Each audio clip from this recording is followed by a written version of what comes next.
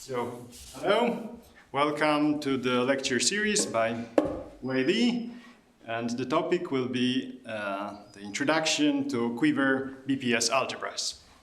Okay, thank you very much, Piotr, for the introduction. So, for the next 4 days, 5 lectures, I'll give a introduction to the topic of quiver BPS algebras.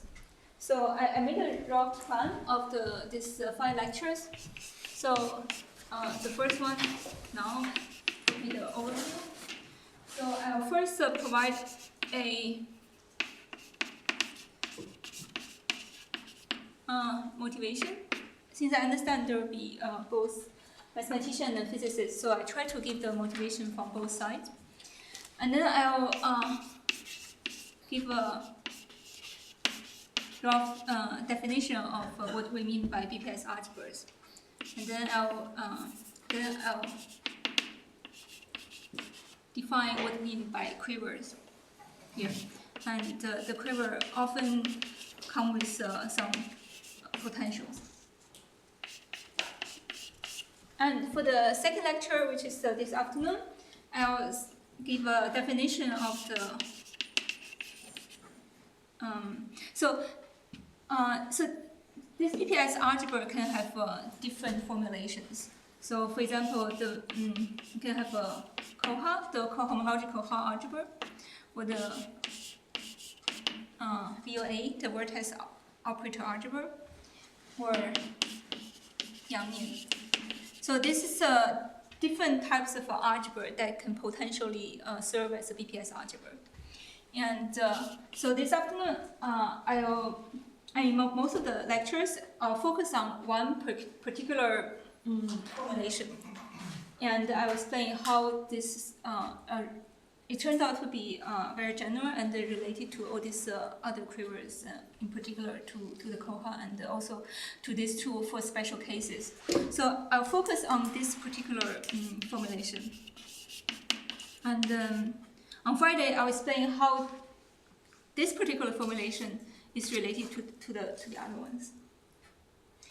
So I'll start the definition, and I'll explain some. So this is defined for can be defined for general quiver and super potential, and there's some parts that are universal to all quivers, and there are also some parts that are different for different types of quiver. So I'll explain some classes of quiver that's will be interesting later. So we can have symmetric quivers, and as we'll see that some property depends heavily on what type of quiver that you're considering. And then I'll discuss some examples that we'll see repeatedly later in this week. And then tomorrow so this afternoon I'll just explain this quiver algebra as algebra. And tomorrow I'll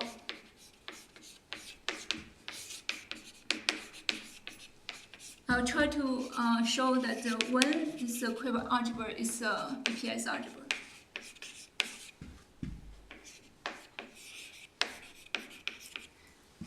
So for that, we'll need some physics. So I'll first explain the system of equal to 4 supersymmetric quiver quantum mechanics.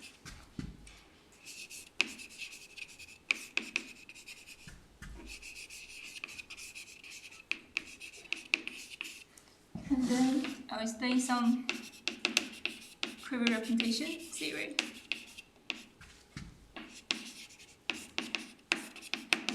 Once we have this, we need to understand the BPS spectrum as the representation of the quiver Yang-Mian.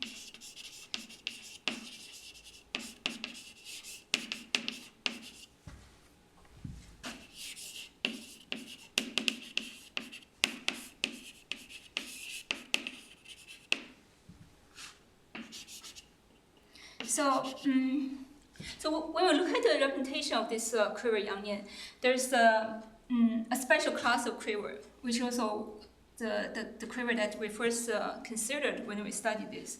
So that's the quiver that comes from the toric clubbial threefold.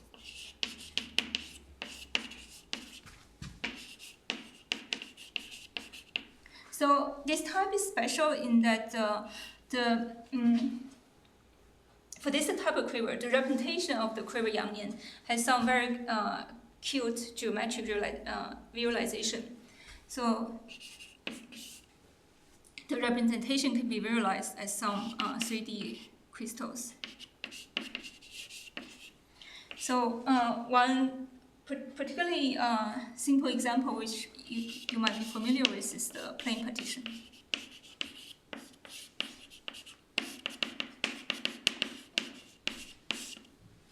And then once you understand this case, actually once you understand how, so this would be for the C3 case. So once you understand this case, it will be very easy to generalize to the generic toric clubbial 3 case. And then once you understand this, then it'll be very straightforward to see how to generalize to general quiver.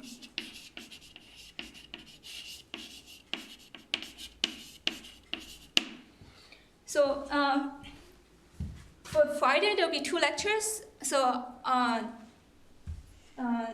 there are 2 topics. I haven't decided which one to go first. So one is the relation to other formulations.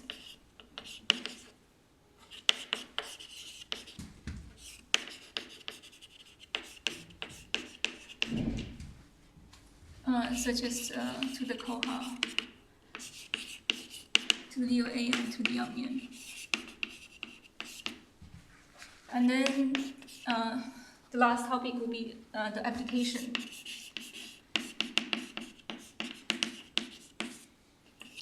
So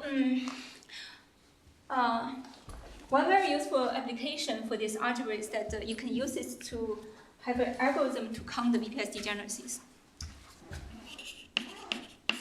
as a character of the algebra.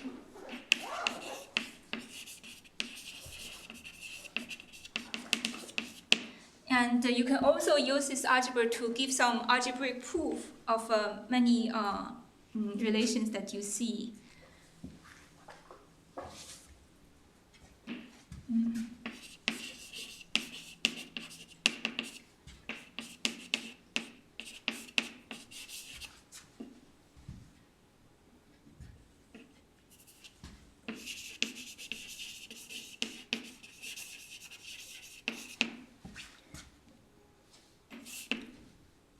So for this, I haven't. So we don't have that much time. So I haven't decided. Actually, this chalk doesn't work well. Like sometimes not. Doesn't stick. You can have something new from here, but I expect that this is the same kind. This is better actually. Yeah, this one is better. So I haven't decided which example to explain yet. So I mean, there's some correspondence that involve the BPS sectors, and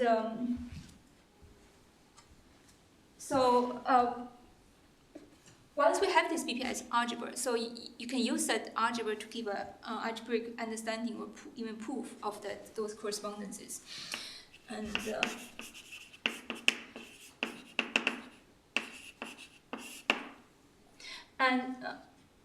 But to explain the application, sometimes you need other formulations of this algebra. So that's why I haven't decided which one to go first. Maybe I'll just mix them. So that will be the overview. Any questions?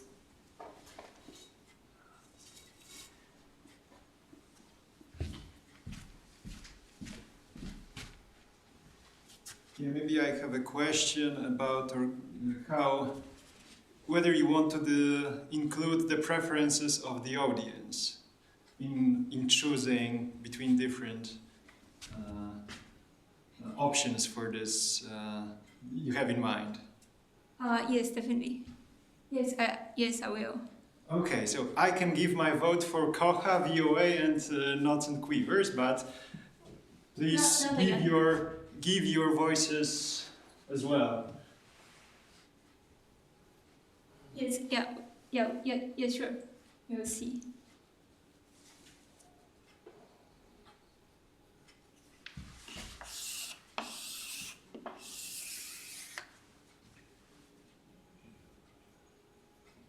Okay, so let's start here. What's that?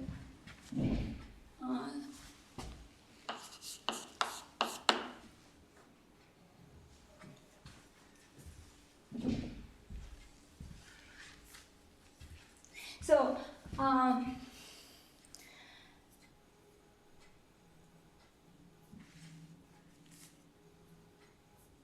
yeah, I wasn't sure how many how many people in the audience would I mean what kind of background. So I prepared like 5 minutes of 5 to 10 minutes of what is string theory, and I think you don't need to know string theory to understand this algebra. But my own motivation comes from some questions that come from string theory.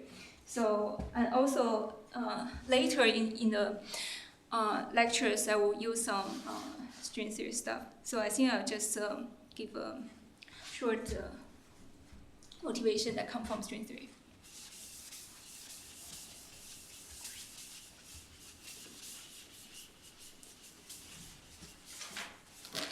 Can I have one request? Now it doesn't matter that much, but can you tell me before you start erasing? This was just a plan, so it doesn't matter, because the quality of the video is not perfect, and I plan to do shots of every blackboard you wrote and attach it to the video so everything will be clear. Hopefully this will work. Yes, I'm very bad at. I mean, I should erase that part first. I know, but yeah, maybe I also erase this part. Yeah, this I have on my phone.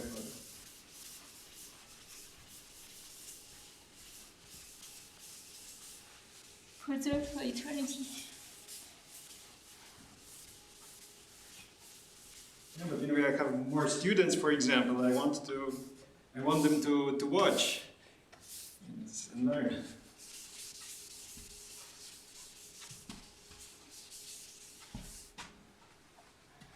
Okay, 5 minutes of string theory. So first and foremost is a theory of quantum gravity.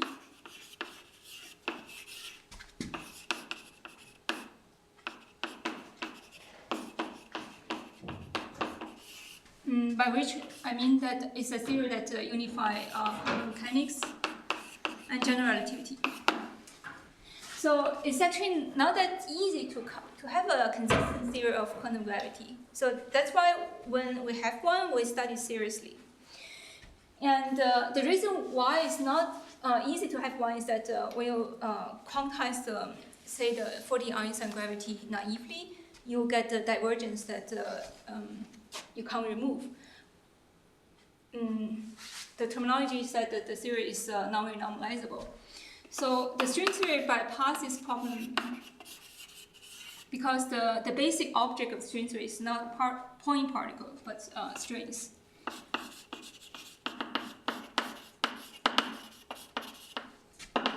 So there can be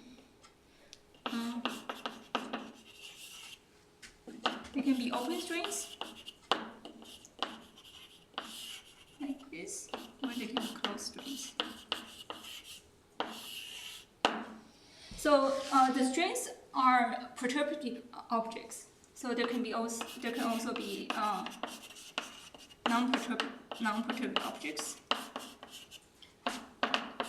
which is we call p-branes. So when we say the p-brane, so the p is positive integer. So this will have a p+1 dimension or volume. And so the d-branes are the stuff that the open string can end on. So they provide boundary condition for open string, and also they are dynamical, meaning that they can vibrate. So this is something that we're going to use later. So I think that the fact that the string theory is a consistent quantum gravity is already a reason to study it. But the reason, but if you're a mathematician, I think another very important motivation is that you can use string theory. You can think of string theory as a magical machine that generate dualities. So.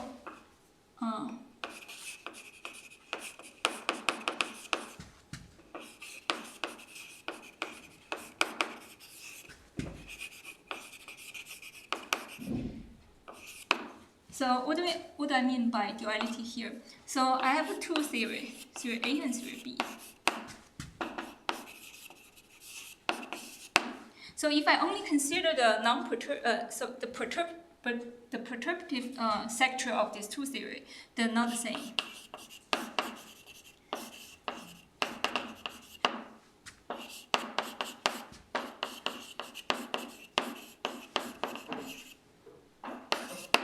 But once you include the non-perturbative sector of both theory, they start to be the same.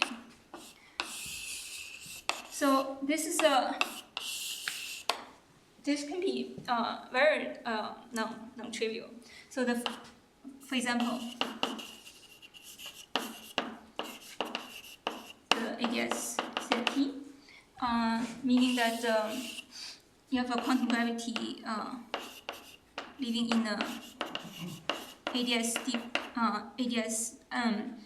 asymptotic anti-de Sitter space, and this will be completely equivalent to a CFT living on the boundary. So in particular, that means that this equivalence will allow us to use a non-gravitational quantum theory to completely characterize the quantum gravity theory. And another famous example is the M-theory duality web. So I didn't mention that this string theory, you don't just have one, you can actually have more than one type of string theory. For example,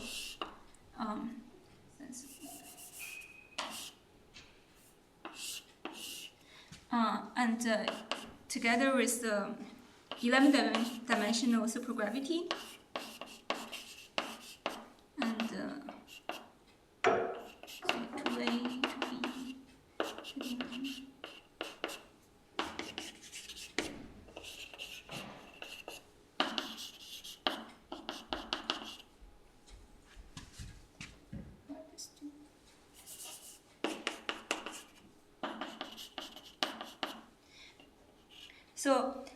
So this theory has very different low energy descriptions. But when you start to include the non-perturbative sectors, they all become the same. And then they are unified by this M theory that living in the 11th dimension. So, and also there are some basic dualities of string theory, like T duality, S duality, and using them you can generate more and more dualities.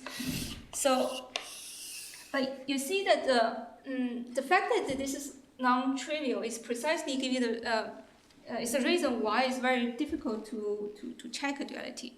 If someone tells you something, and you have to include all the non-perturbative sectors in order to check this duality. So that's bring us to this concept of the BPS sectors. So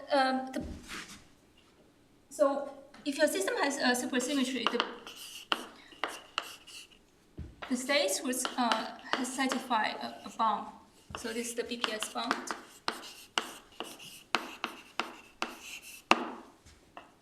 So so when your states saturate this bound, they are the BPS states.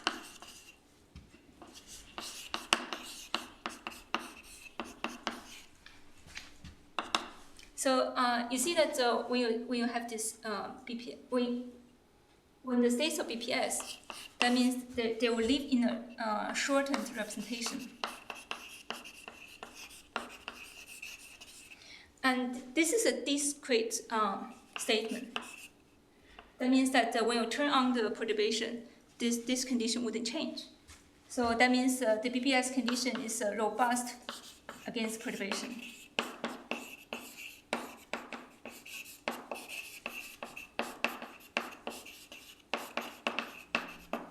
So that means that if you give me some duality, I want to check it. So the first thing I want to do is that I want to focus on the BPS sectors.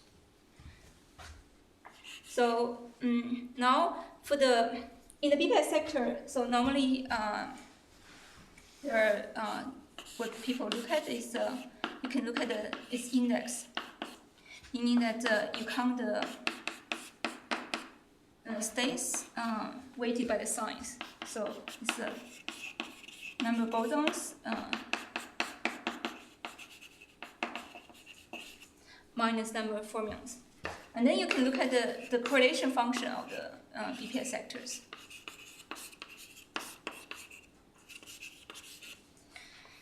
And in this series of lectures, I want to focus on the algebraic structure of the BPS sectors.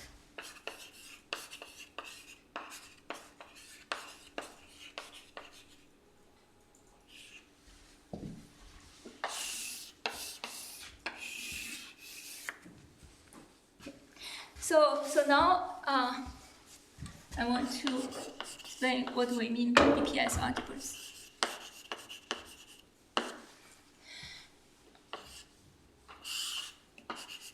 So first I want to emphasize that when people say BPS algebra, it's not just a symmetry algebra of the BPS sector. I mean, it is that, but it's not just.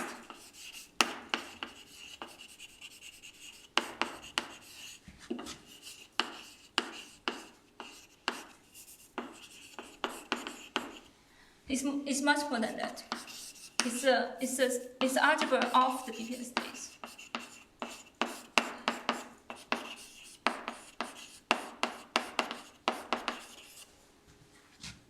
I think this chalk, once you use it for a bit, it doesn't start to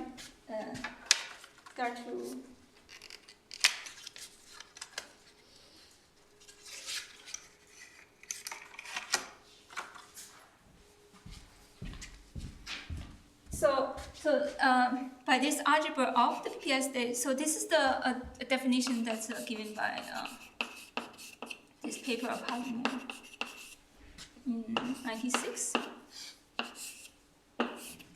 So roughly speaking, the elements of this algebra would be the BPS states.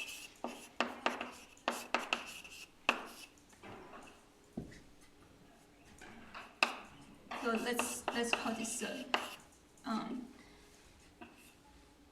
BPS Hilbert space, and the multiplication of the algebra will be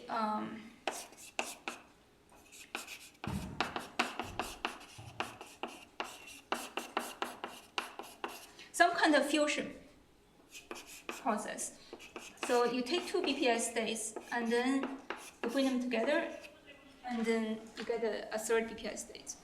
So the whole point of defining this algebra is to specify what you want to include in the BPS states. I mean, it can be not just the local operators. You also want to have you can also put defects, and so you want to specify this.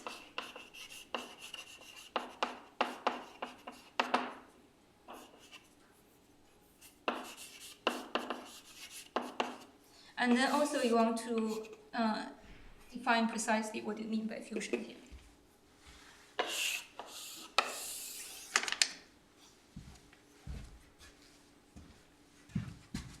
Can I erase? Yes.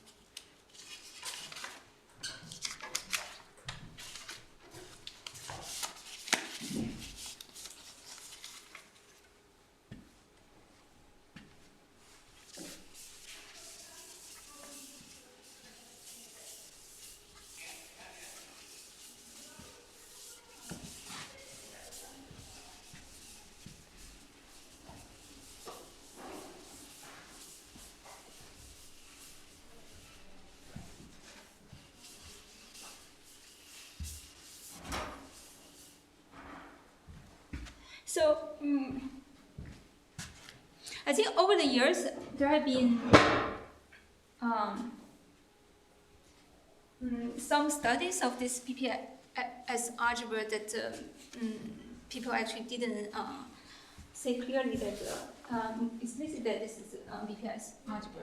I mean, sometimes people will see some dualities or correspondences, but which is actually the reason there is this correspondence is because there is a BPS algebra. So that's why there can be more than one possible formulation of this algebra. So the formulation I want to start is the so-called quiver-Yangian.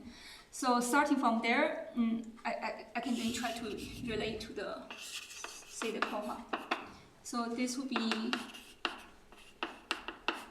roughly by some positive subalgebra.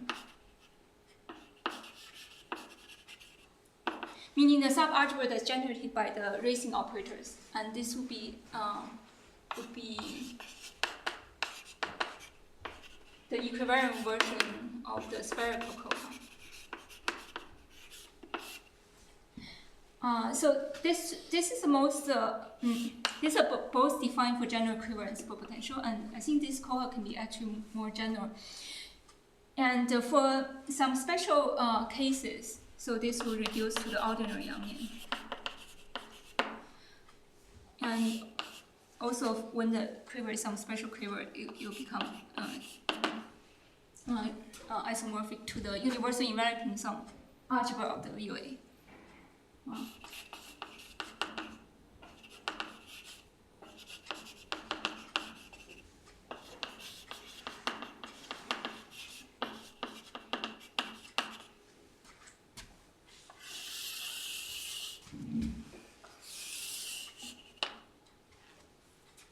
So now I think that for 15 minutes, so I'll explain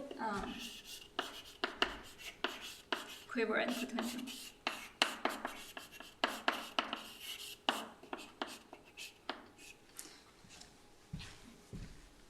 So, any questions so far?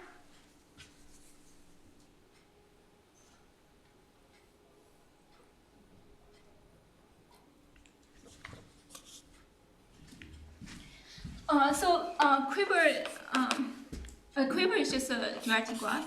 There's two pieces of information. So it has a bunch of vertices, and the set we'll call Q0,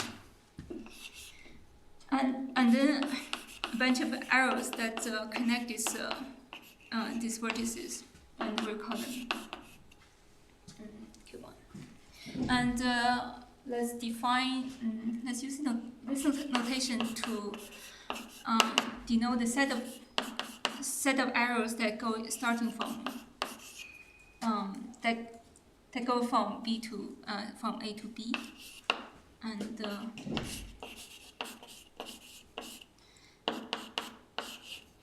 and this means I use this notation to denote the number of arrows of from A to B. So and we also define symmetric quiver, meaning that any pair of vertices in Q0,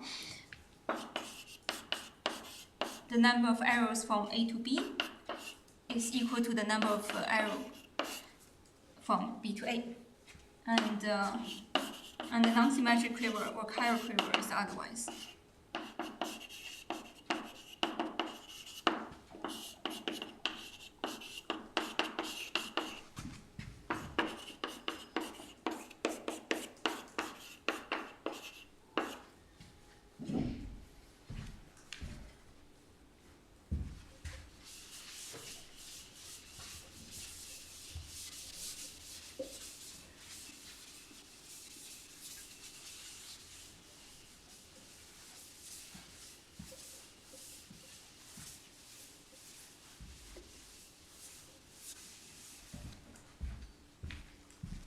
So the simplest quiver, so example.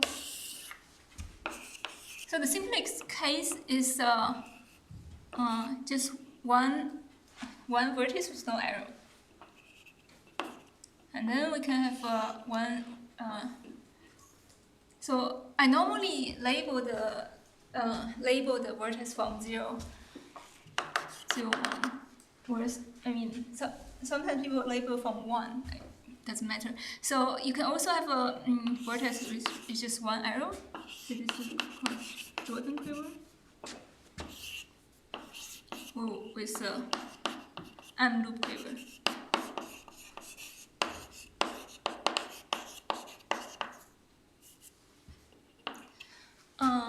Or you can have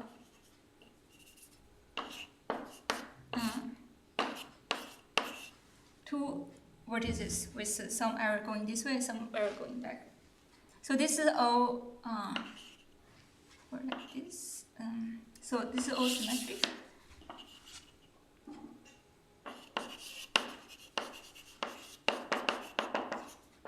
So this loop quiver will be the building blocks for all the quiver that appears in this not quiver correspondence. So the simplest chiral quiver you need to have two vertices. Say in this case. So this is OB.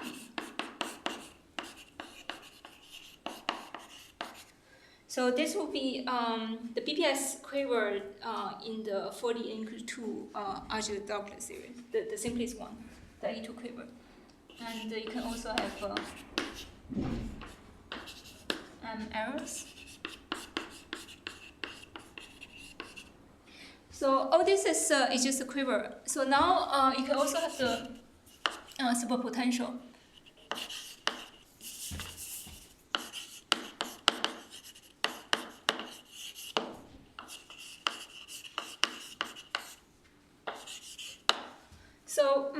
So the superpotential is a sum of some monomial of the arrows. So for each, so you can have loops in the quiver, and then for each loop, you can have a product of the arrows that's along this loop. And I put a trace here, meaning that it's a cyclic. So it doesn't matter where the so this order is a cyclic. And so an example that will be used for later is this 3-loop quiver with potentials.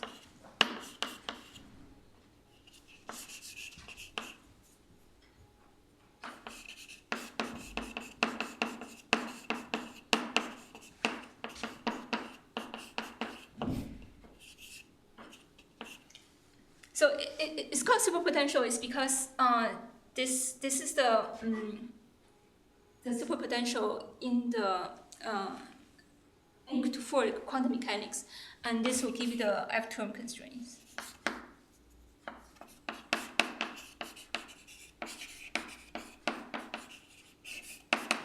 Meaning for the I have a question. What are these eyes in this context? it's the arrow here. Okay. Here because there's only one node, so I didn't write. I mean, with this notation, I would write 0 to 0. 0. What does taking the trace over the arrow means? Yeah, I just mean that here, I mean, in the superpotential, you actually have this trace because each of this I correspond to a bifundamental field. Okay, okay. So you're taking the trace. But abstractly, it just means that the order is only up to cyclicity. Okay. Please wait before erasing.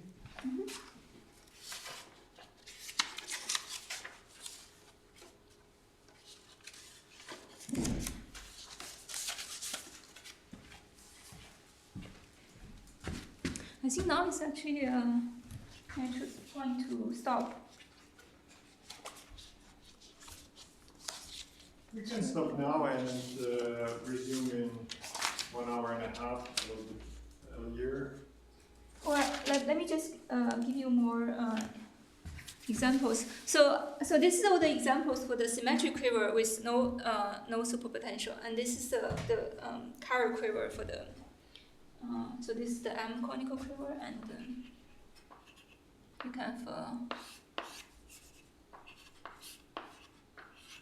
like A2 quiver here. So this is the a symmetric quiver with a non-trivial potential, and so this will see that you rise as the BPS quiver of the type 2A on C3. So you can instead of C3 you can consider general toric club C3. And so here there are two big classes. So you can consider the case without compact force cycle.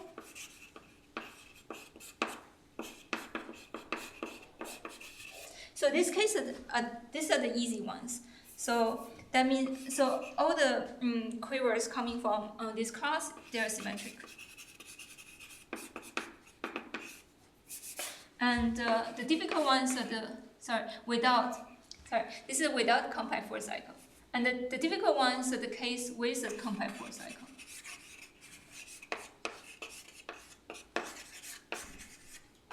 So this will be the Carroll quiver. So this case also has a property that they all isomorphic to some matrix standard W algebras.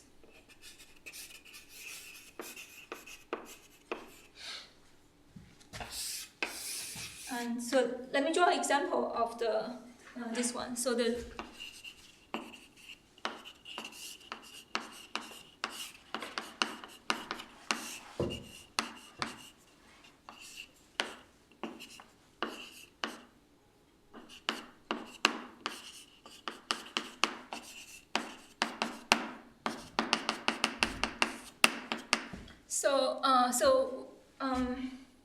this will correspond to the case of type 2A. Instead of on C3, you'll be on C3 mod Z3.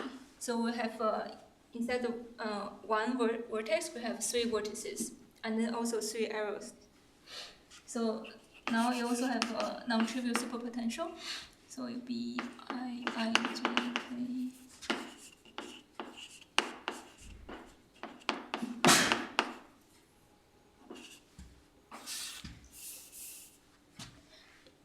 So the deal of the toric diagram will be like this. So you see that there's one compact force cycle here.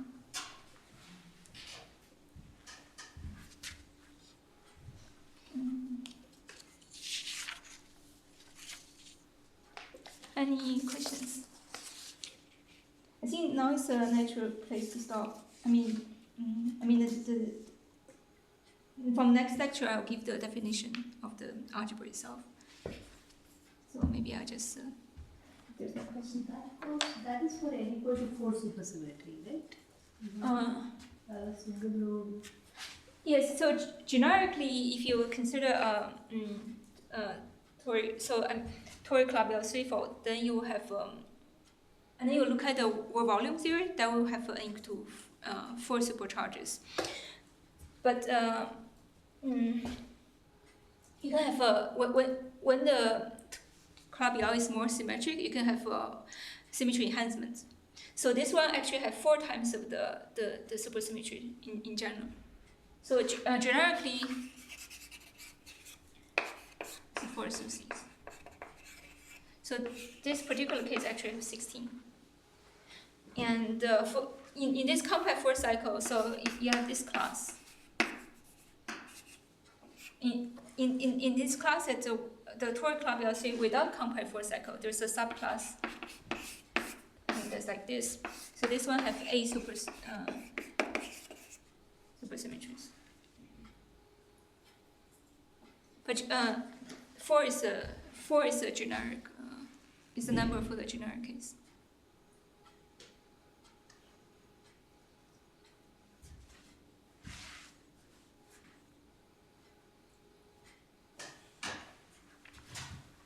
Okay, are there other questions? If not, let's make way for the first lecture. I'll stop recording.